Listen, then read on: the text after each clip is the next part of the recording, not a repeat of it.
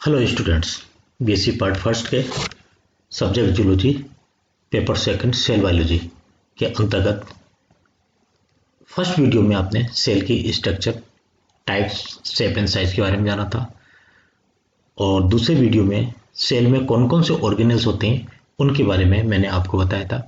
उसी कड़ी में और उसका रिवीजन करते हुए कि सेल में कौन कौन से ऑर्गेन्स हैं उनके बारे में और इस वीडियो में आपको थोड़ा सा मैं बता रहा हूँ। जितने भी कोशिका के अंदर अंगक हैं जिन्हें सेल ऑर्गेनेल्स कहते हैं, वेरी स्मॉल है, माइक्रोस्कोपिक है, perform various function for a cell.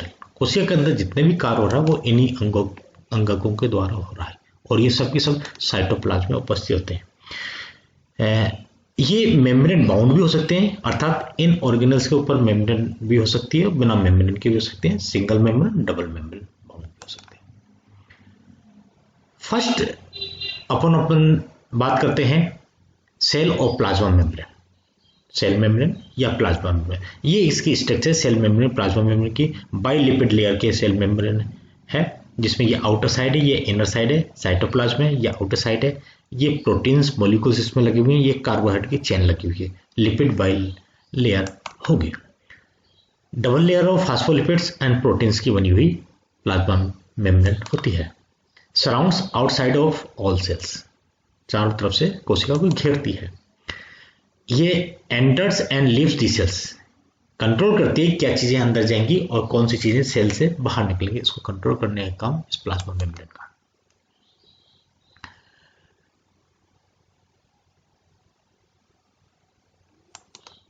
Living layer है, ये फास्फोलिपिड्स जो मॉलिक्यूल्स हम कह रहे हैं जिसके द्वारा प्लाज्मा मेम्ब्रेन बनी है, इसमें प्लाज्मा मेम्ब्रेन फास्फोलिपिड्स मॉलिक्यूल्स बनी हुई, उसकी ये संरचना है जिसमें ये हेड कहलाता है, ये ग्लिसरॉल का बना हुआ होता है एंड फॉस्फेट का, और ये हाइड्रोफिलिक टेल होती है जो वाटर को अट्रैक्ट करती है, फैटी एसिड टेल कहलाती है। Tail are made of fatty acid and are hydrophobic. ठीक, हेड हाइड्रोफिलिक है, टेल हाइड्रोफोबिक है, वाटर को दूर करती है, वाटर दूर करती है, hydrophilic attract water. Make up a bilayer where trails point inwards और outwards each other। इस प्रकार से ये इनकी लिपिड्स की स्ट्रक्चर रहती है। Can move laterally to allow small molecules, ये इनको अलाउ करती है, एंटर करती है मॉलिक्यूल्स को। The cell membrane is fluid के लाइक में। इसकी हम डिटेल में स्ट्रक्चर सेल मेम्ब्रेन की ऑर्गेनेल्स के अलग से स्ट्रक्चर पढ़ेंगे, तब हम इसमें डिटेल में एक बार और डिस्कस करेंगे कि हाइड्रोफिलिक रीजन ऑफ प्रोटीन का है, ये फॉस्फोलिपिड्स के बाई लेयर है। इस प्रकार से ये molecules in cell membrane are constantly moving and changing, change होते रहते हैं, मूव करते रहते हैं, ये इंपॉर्टेंट चीज है। सेल मेम्ब्रेन प्रोटीन जो है वो दो तरह के प्रोटीन है, इंट्रिंसिक और एक्सट्रिंसिक। तो proteins help move large molecule or aid in cell recognition. Peripheral proteins are attached on the surface, inner or outer. Integral proteins are embedded completely through the membrane. Cell membrane in plants lies immediately against the cell wall. Cell wall के अंदर cell membrane ये उपस्थित रहती है in plant cells. pushes out against the cell wall to maintain cell shapes, cell shape को maintain करने के लिए। सेकेंड फीचर है cell wall, found outside of the cell membrane. Cell membrane के बाहर ये सेल मेम्ब्रेन के बाहर सेल वॉल उपस्थित होती है। नॉन लिविंग लेयर के रूप में होती है सेल मेम्ब्रेन, लिविंग लेयर के रूप में, ये नॉन लिविंग लेयर के रूप में होती है, जीवित कोशिकाएं नहीं होती। सपोर्ट एंड प्रोटेस्ट सेल्स, ये सपोर्ट करती है, प्रोटेस्ट करती है। फाउंड इन प्लांट्स, फंजाई और बैक्टीरिया, इनमें ये सेल वॉल मिलती है, एनिमल में सेल वॉल अनुपस्थित होती है। साइटोप्लाज्म, सेल मेम्ब्रेन से घिरी हुई जो संरचना है, जेली लाइक सब्सटेंसेस है, उसको हम कहते हैं साइटोप्लाज्म। इसके अंतर्गत ये एक मीडियम प्रोवाइड कराता है जिसमें केमिकल रिएक्शन हो सकती है, इस तरीके का वातावरण ये बनाता है। कंटेंट ऑर्गेनेल्स भी इसी में ही उपस्थित होते हैं और द कंट्रोल ऑर्गेनेल जो है न्यूक्लियस, सभी अंगों पे और कोशिका पे जो नियंत्रण करता है वो न्यूक्लियस करता है। कंट्रोल्स दी नॉर्मल एक्टिविटीज होती है सेल की, सामान्य गतिविधियों का नियंत्रण करने के लिए केंद्रक उपस्थित होता है। Contains the DNA in chromosomes, chromosomes में उपस्थित है। Bounded by the nuclear envelope membrane with pores, केंद्रक जो है एक ने केंद्र की झिल्ली के द्वारा घिरा रहता है और जिसमें न्यूक्लियर पोर्स उपस्थित होते हैं। यूजली द लार्जेस्ट ऑर्गेनेल्स है न्यूक्लियस।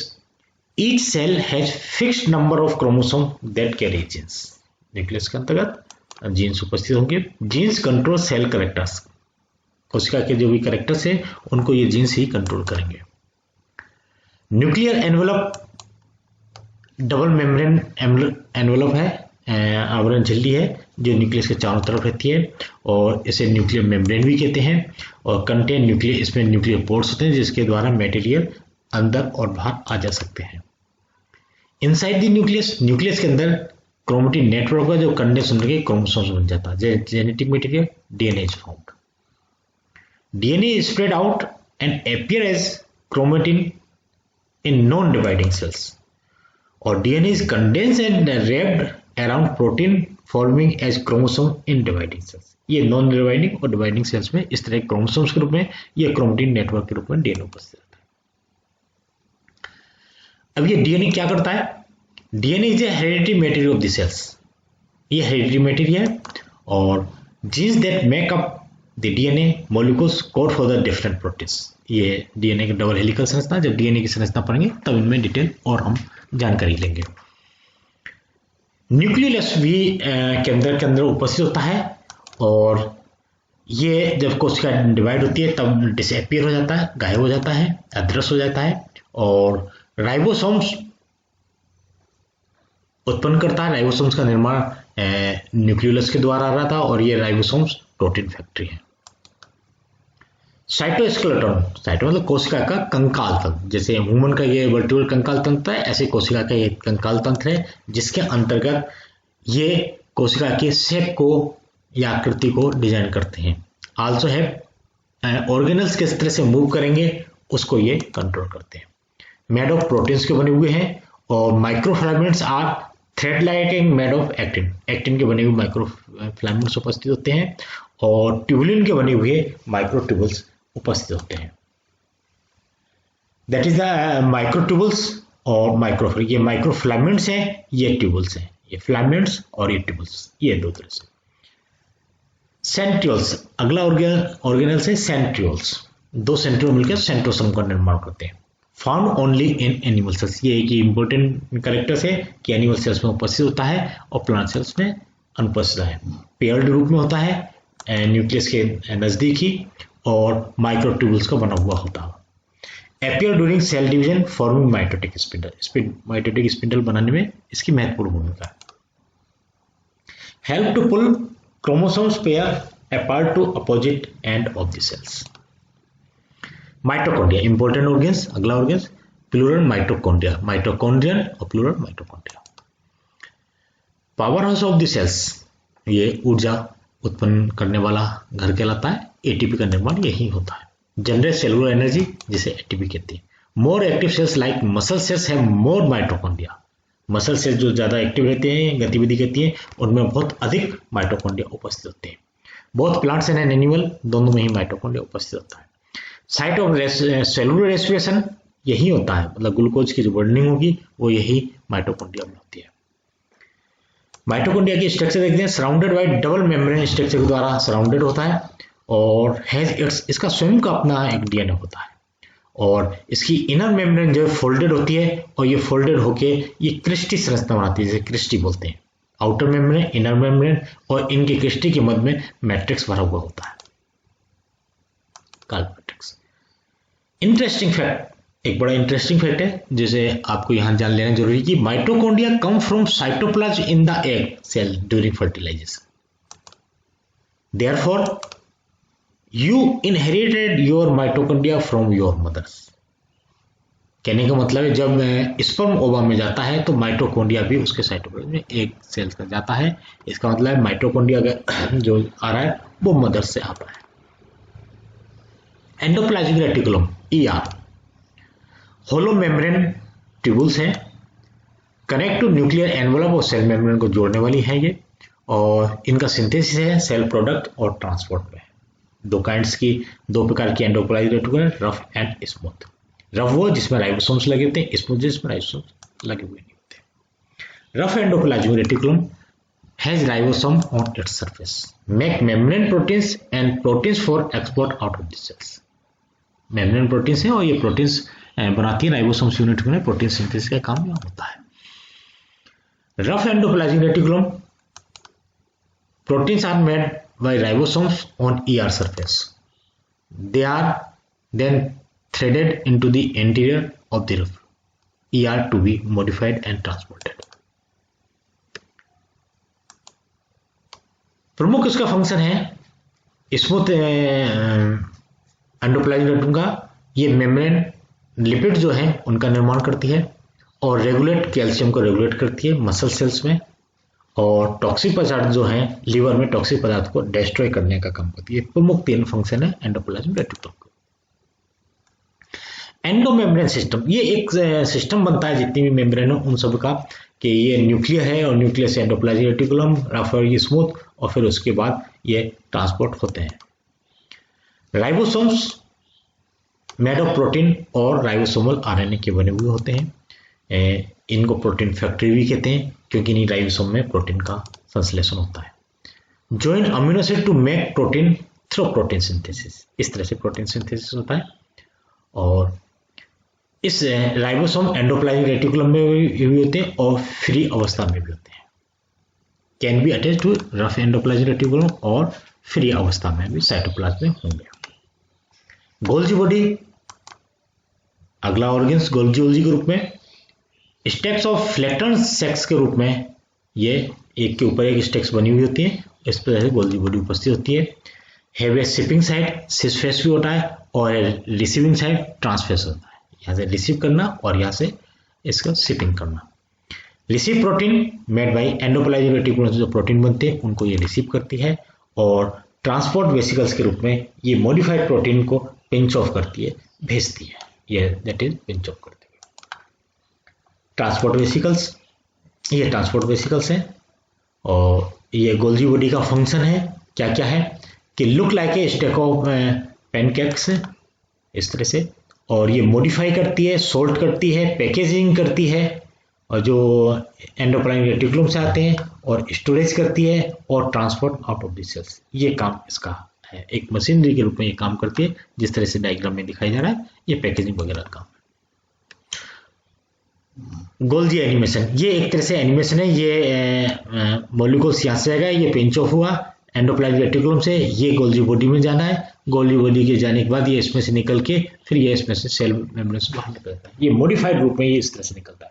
ये गोल्जी का एनिमेशन है, किस प्रकार से ये इसमें आता है, और यहाँ आने के बाद ये फिर इसमें मॉडिफाइड हो जाता है, मॉडिफाइड होकर ये प्रोटीन बाहर कोशिका के बाहर भेजा जाता है।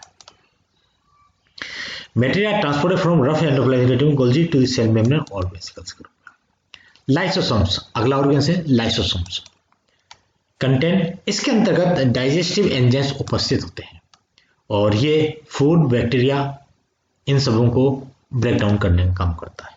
Program for cell death, apoptosis जिसे कहते हैं, जो कोशिका डेड हो जाती है उसको नष्ट करने का काम भी इसी का है, जैसे ये प्रोग्रामिंग करता है जिसे बोलते हैं एपोप्टोसिस।